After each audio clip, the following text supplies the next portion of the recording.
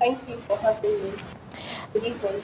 Now, according to the police, the protesters will be charged, those arrested, and here are the charges: conspiracy, breach of public peace, and flouting COVID-19 protocols. What's your take on this? Well, we also what happened today. The protesters were peacefully protesting.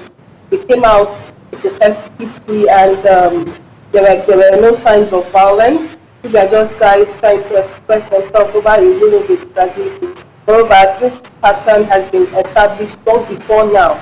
The pattern of suppression of protest, even before today, that protesters will come out to protest and they will be brutalized by the government. So this is not about violating public peace, because we know that that's what is the case. We have seen videos on social media of protesters being beaten up for saying nothing, for just standing and expressing their views.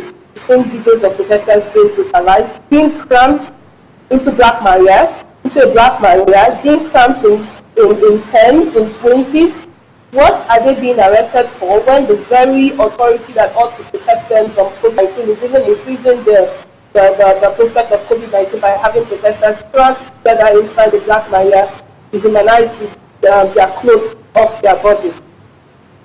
So it's not about protesters violating the law, because that's the false representation of what happened today. It's also what happened today, and entirely false to accuse protesters of violating public. But Zikora, the events of 2020 are only too fresh in the minds of Nigerians, particularly Lagosians.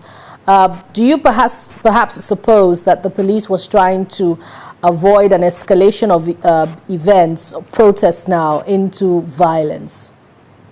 Yes, we understand the tensions, especially from both sides. We understand the tension of the concerns of security agencies, and also understand the concerns of protesters too. But here's the major irony. The major irony is that the protest that happened because of the police brutality is still happening, and yet the very authorities have not still learned anything from it at all.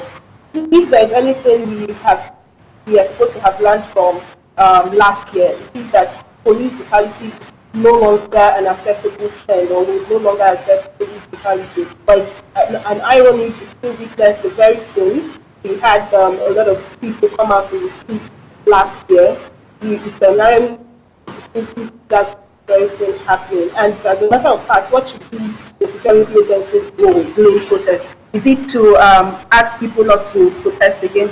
The right to protest is the fundamental right enshrined in the Constitution of Nigeria. You can't just abridge that right for no reason or under any vague assumption. We are not in a period of war. We are not in a period of instability. And what the police should do is to ensure that protests happen, but under peaceful. That's the mandate of the police, to protect the rights of citizens to engage peacefully, to be there to defend the rights of citizens to peacefully protest without getting attacked. So when the very security agencies that are supposed to ensure the peaceful environment of protesters and demonstrators turn around to violate that very situation, then it becomes very worrying. Indeed, it's worrying, and from your response, there are huge implications of this arrest and charge for peaceful protests at public gatherings. So what line of action would you advise the civil society to take in order to ensure that the right to protest in the future is protected? Let me just say here now that the right to protest is never a privilege. The right to protest is a fundamental freedom guaranteed to everyone in Nigeria, guaranteed to every legitimate citizen in the country. So right now, the legitimate thing to do would be to ask the Lagos State government, and the Commissioner of Police of Lagos State to release unconditionally all protesters who were arrested today, and the civil society to engage with government and also well-meaning citizens to ensure that the rights and freedoms of citizens are not abridged under any condition, and citizens are allowed to express their views and opinions, of course, under peaceful conditions and under democratic conditions. Yes, indeed, Zikora Ibe, we thank you for your time on TVC News. Thank you so much for having me.